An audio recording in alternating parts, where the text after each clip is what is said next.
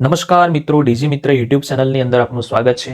આજે આપણે પીએફને લગતો નવો જ ટોપિક એટલે કે ફોર્મ નંબર 13 પીએફ ટ્રાન્સફર કેવી રીતના કરી શકાય જેની માહિતી લઈને આવ્યા છે. તો મિત્રો, આ પ્રકારની માહિતી જાણવા માટે આપણે યુટ્યુબ ચેનલની અંદર બન્યા રહેજો. અને બીજું કે આપણી યુટ્યુબ ચેનલની અંદર આપ નવા હોવ તો આપણે યુટ્યુબ ચેનલને સબસ્ક્રાઇબ કરો, શેર કરો અને બાજુમાં આપેલ બેલ આઇકોનને દબાવશો એટલે આવી માહિતી પહેલા તમારા સુધી પહોંચશે. અને મિત્રો, પીએફને લગતો કોઈ પણ પ્રશ્ન હોય તો કમેન્ટ સેક્શનની અંદર તમે અમને જણાવશો.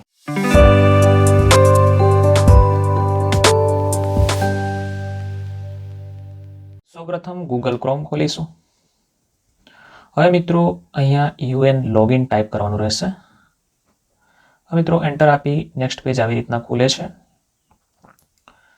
જ્યાં આપણે યુએન ઈપીએફઓ જેના પર ક્લિક કરવાનું રહેશે.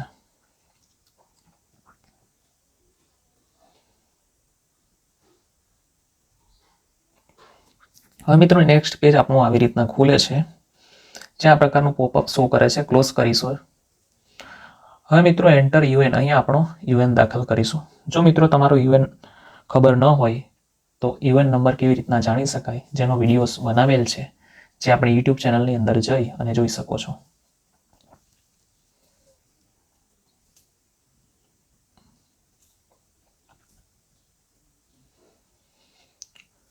હવે મિત્રો, અહીંયા આપણે આપણો પાસવર્ડ નાખવાનો છે.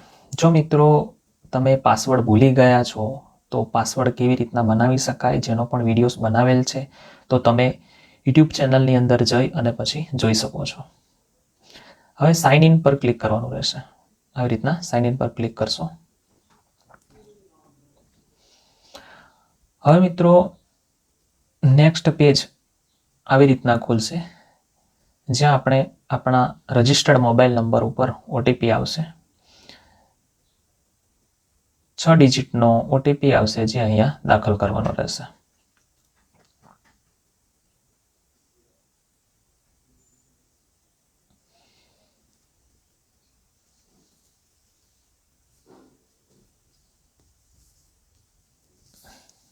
ઓટીપી દાખલ કર્યા બાદ મિત્રો સબમિટ પર ક્લિક કરવાનું રહેશે.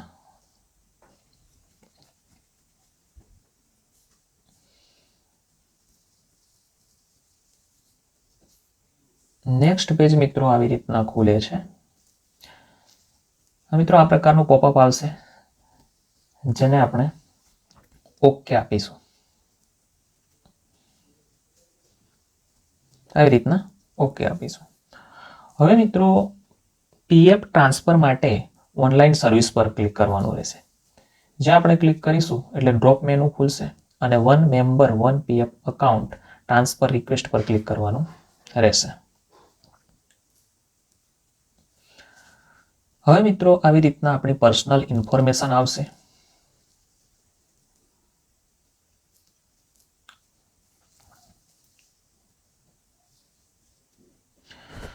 મિત્રો, details of present account into which transfer will be affected, એટલે કે જે પણ કંપનીની અંદર જોબ કરતા હશું તે કંપનીના જે પીએફ અકાઉન્ટ છે જ્યાં આપણો પીએફ ટ્રાન્સફર થશે. હવે મિત્રો, અહીંયા આપણે સ્ટેપ 1 ની અંદર આપણો યુએન નાખવાનો રહેશે.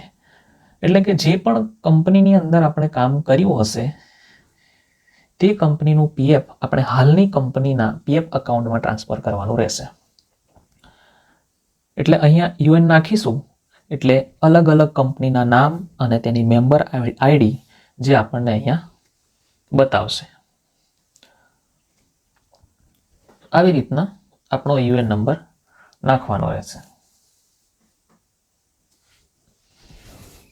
આપણો યુએન નંબર નાખીશું. હવે મિત્રો, ગેટ ડિટેલ્સ પર ક્લિક કરવાનું રહેશે. ગેટ ડિટેલ્સ પર ક્લિક કરશો. હવે સિલેક્ટ એસ્ટાબ્લિશમેન્ટ, એટલે કે અલગ અલગ કંપની જે પાછળ આપણે જે પણ કંપનીની અંદર કામ કરેલ છે તે કંપનીના નામ બતાવશે. જે પણ કંપનીનું પીએફ ટ્રાન્સફર કરવાનું છે, એટલે કે હાલની કંપનીના અકાઉન્ટમાં ટ્રાન્સફર કરવાનું છે, તો તે કંપની અહીંયાથી સિલેક્ટ કરવાની રહેશે. સિલેક્ટ કર્યા પછી આ પ્રકારનું એક બોક્સ આવશે, જ્યાં આપણી કંપનીનું નામ, મેમ્બર આઈડી બતાવશે. આ પ્રકારના ચોરસ બોક્સ છે જે આપણે ક્લિક કરવાનું રહેશે. આવી રીતના ચેકબોક્સ પર ક્લિક કરશું.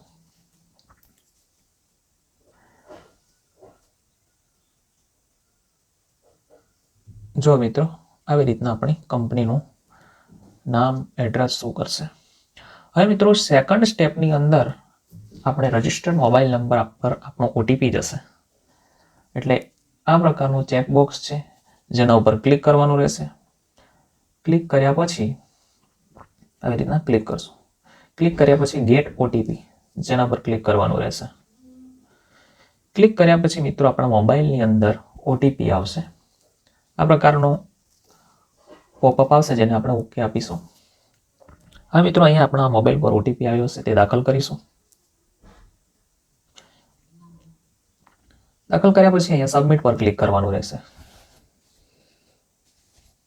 એટલે આવી રીતના સબમિટ કર્યા પછી નેક્સ્ટ ટ્રાન્સફર ક્લેમ સ્ટેટસ. મિત્રો, અહીંયા પીએફ ટ્રાન્સફર કરવાની સંપૂર્ણ પ્રોસેસ જોઈ લીધેલ છે. મિત્રો, બાજુમાં પ્રિન્ટેબલ ફોર્મ 13 જેના ઉપર ક્લિક કરશો એટલે તમે પીડીએફ પણ ડાઉનલોડ કરશો. અને ફોર્મ નંબર 13 જે આપણે ક્લેમ કર્યો છે, જેને એપ્રુવ થતા 2 થી 5 દિવસનો સમય લાગશે. આવા જ પ્રકારના વિડીયો જોવા માટે મિત્રો આપની યુટ્યુબ ચેનલને સબસ્ક્રાઇબ કરો, તમારા મિત્રો સુધી પહોંચાડો એટલે કે શેર કરો, અને બાજુમાં આપેલ બેલ આઇકોનને દબાવશો એટલે આવા જ પ્રકારના વિડીયો પહેલા તમારા સુધી પહોંચશે.